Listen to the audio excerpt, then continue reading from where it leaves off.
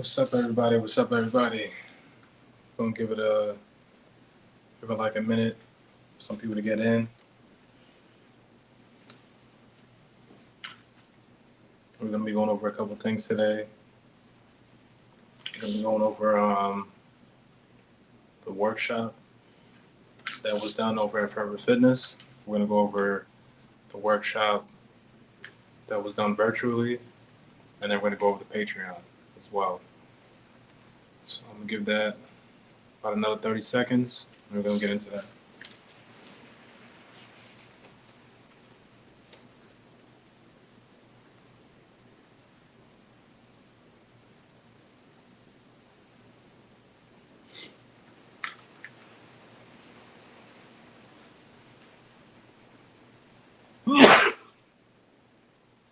Excuse me. All right, so we're gonna start off with the virtual workshop. So with the virtual workshop that's been going on, we had some people in there. Everyone has learned something, had some type of relief. We went over the feet, the ankles, and the knees. First week, 2 sessions. It was two different workouts, and then we went over the hips, 2 sessions. The second week, and of course, it was two separate workouts. There's so many movements for the hips that you could spend a year on that. And then after that, we went to the spine, the shoulders, and the scapula. So with that, we did obviously two separate ones. We did one for the spine, more or less, and another one for the shoulders and the scapula. And then, excuse me. Then we went from there. We went to the elbows, the forearm, the wrist, and the hand. So that one especially at the end, that one was probably the most needed one because too many of us, we don't work our forearms, we don't focus on our hands. Many of us can do more pull-ups than our hands can actually hold. Many of us have sprained wrists from years ago, forearms that are just not up to par. So a lot of these things you want to address before they get out of hand, before it gets to the point where you have to get, or you feel you have to get surgery when realistically you can just, go to a specialist that will help you move it back into place, I guess you can say, in the sense of uh, functionality, understanding the movement, understanding the function so that this way you're not uh, hindering the actual natural path, you know, because the more you know, the less likely you are to be manipulated into doing something else. So that was that for the virtual workshop. Then we did the workshop at Forever Fitness. So there we did the 5 movements that I just recommend. The glute bridge reach, strengthening the posterior, and working on rotation. Then there was the QL stretch. A lot of us need to stretch out the QL, the quadratus lumborum, because you sit so long that it's like a must, basically. After that, there was the pretzel, which sounds like it is, and that really helps you with rotation. A lot of these movements that we do, we never really focus on the transverse plane. We just focus on the sagittal, sometimes the frontal, and we really leave out the transverse. After that, we did, it was, what was it again? The tactical frog, where it's like a kneeling split. And then I incorporated some things in there as well. And then after that, we did the hip flexor stretch because for every hour you sit, you should do 1 minute on each side. So be mindful of that. Then we went to the cars, the controlled articular rotations, everything from just understanding the feet, moving the ankles, and building up joint awareness. is really what it comes down to. Joint awareness is very important so that when we get older, we're not lacking and compensating, and then the body eventually, after years and years and years, will just begin to fall apart because we don't understand how to use the body, how to move the body. How you doing?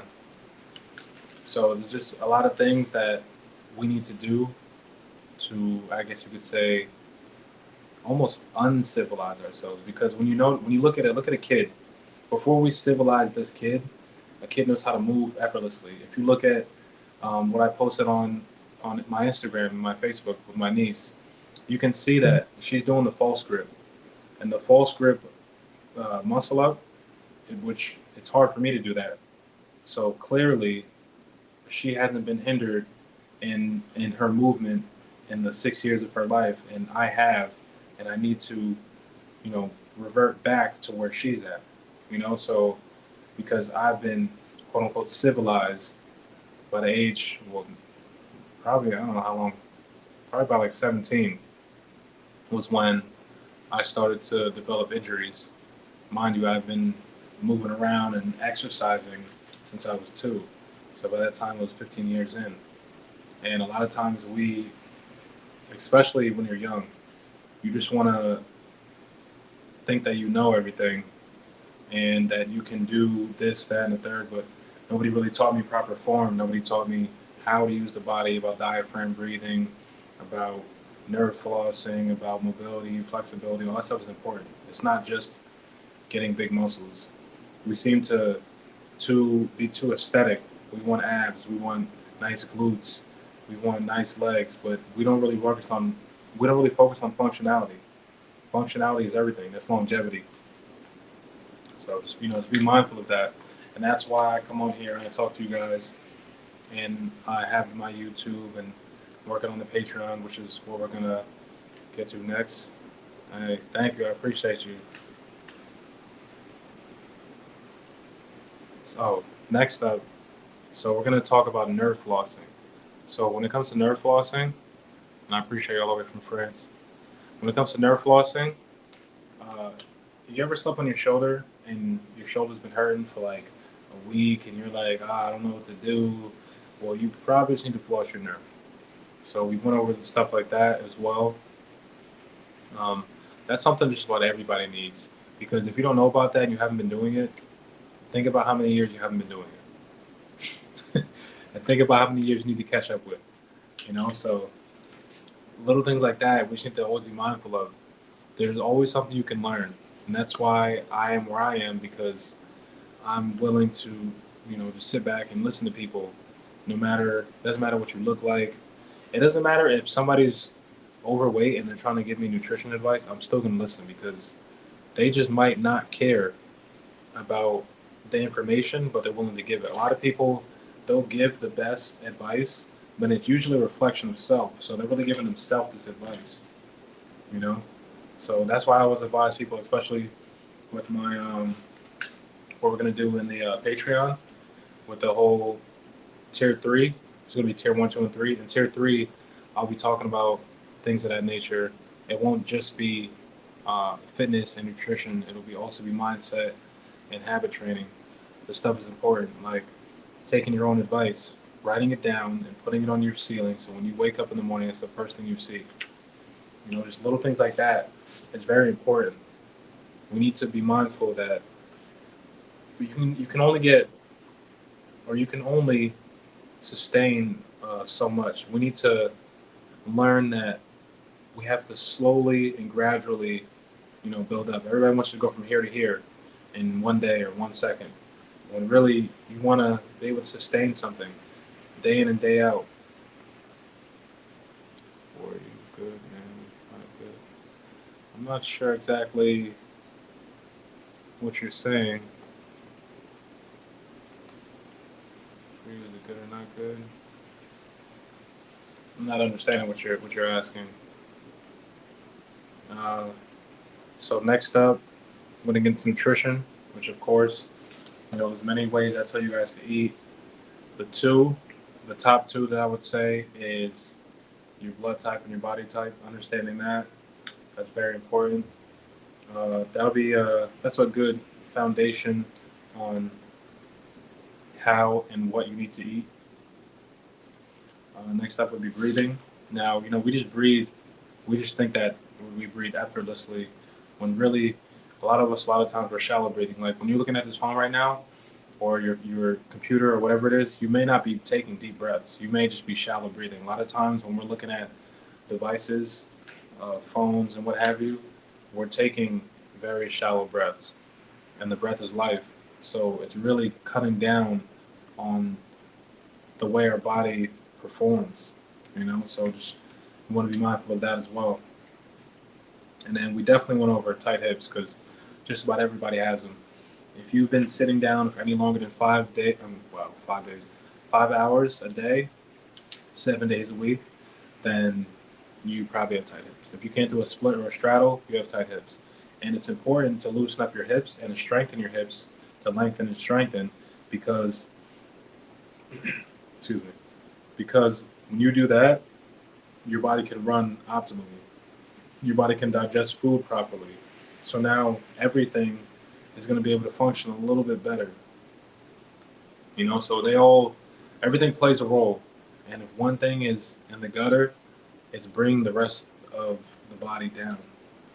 And it's bringing the rest of the body down by a lot too. It's not just like, oh, everything's down 5%. Like, no, it's a lot more than that. So we need to be mindful of things like this. So this way, when we get older, and as we age, we can age gracefully rather than age, just how we view as aging. We look at aging as, oh, I mean, I would imagine that would be good for you. Oh yeah, yeah, that would definitely be good for you. Sorry about that, 19. Really, anything that's gonna get you to move.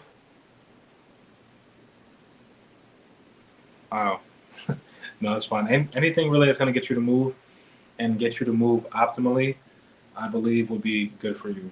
Even if it's something that isn't widely popularized, it's doesn't really matter. Me personally, I would say all you really need is like a pull-up bar, some bands, not even a pull-up bar, anything you could just hang off of. And yeah, it's about it. Maybe some yoga blocks, the basic things. Focusing on isometrics, focusing on time under tension. Like for instance, let's say you could do 15 push-ups, right? So now dial it back, and I want you to do 3 or 5 second push-ups, where you contracting the whole posterior, squeezing the glutes and hamstrings, and being very mindful of how the body operates. Me personally, when I'm doing even anterior workouts, which is the front side, like the chest, core, quads, and stuff like that, I'm focusing on my posterior to hold me up. Because when you think about it, we give babies tummy time, right? And we give these babies tummy time so they can strengthen the posterior. And then, like now, right here, I'm sitting down and I'm in an anterior sort of fashion. I'm aiming to, sit up as tall as I can and be neutral rather than anterior, or even, yeah, let's just say anterior, because I'm not about to be arching all posteriorly. So yeah, just things like that. There's always a correlation. It's like if we give kids tummy time, why would we, as adults, as civilized adults, be sitting so anteriorly, and then wonder why we get older? When we get older, our bodies are not functioning properly, which leads me into the next one, which is spine lubrication. Now, spine lubrication, if your spine is not in a proper position, then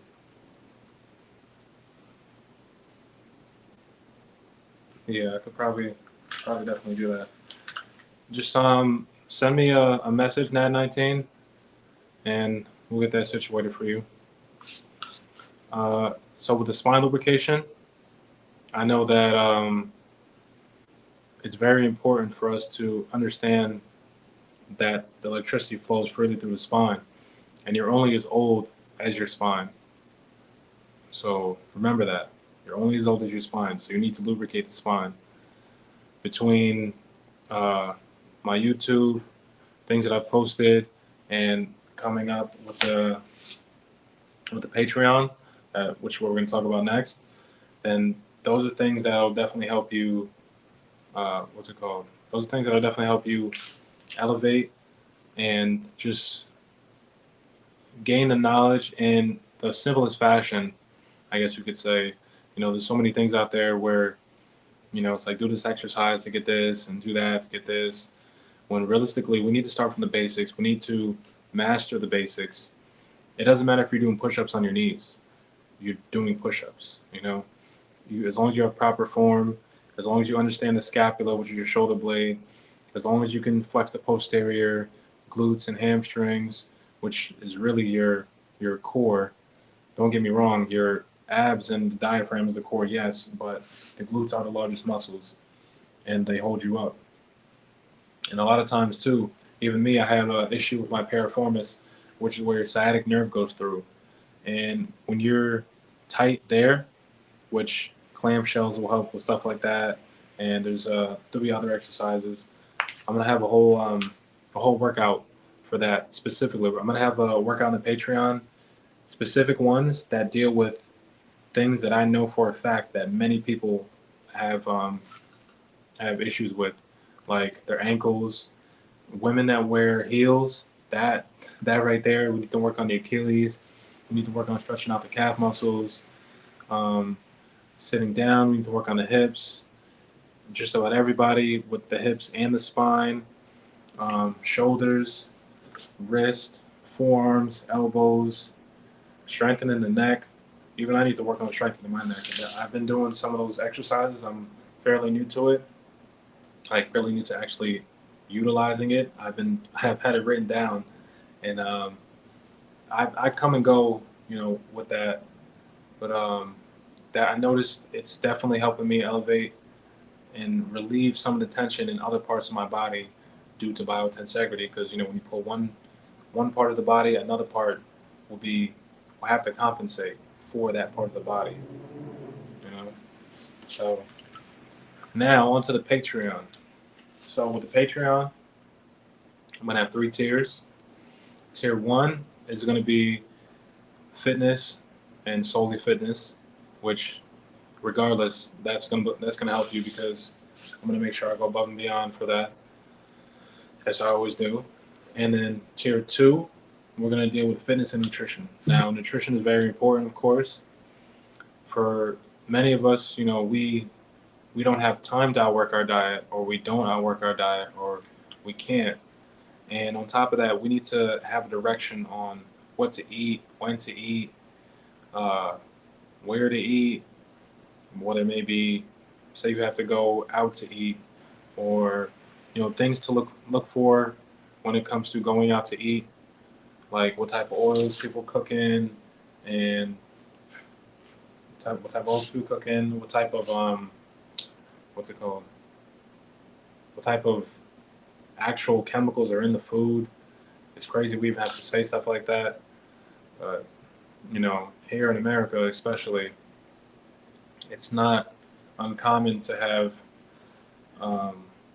just a plethora or a whole paragraph of chemicals in your food, not really realizing it. So things like that. And then in tier 3, what we're going to focus on is the mindset and the habit training. This is stuff that's going to help you stay consistent and continuously grow. There's a lot of things that we go through on a daily basis, and we want to just kind of not have to work out and not have to deal with eating properly. And so I want to make sure everything is set up to where you succeed, and to whereas, say, after a few months, you'll understand what it is your body needs, how to go about it, and just be able to help other people, maybe your family members, neighbors, whatever the case may be. So I just want to be able to give people something where something they can hold on to, something they can really grow with, grow from, and it'll be, simple. It won't be super complicated. I'll make sure it's laid out step by step so that everybody can, achieve the results that they've always wanted.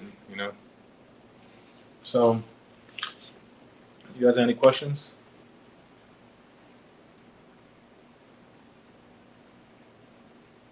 Hey, NAD19, let me know. Send me either an email at martinmindset11@gmail.com or message me on, yes, definitely.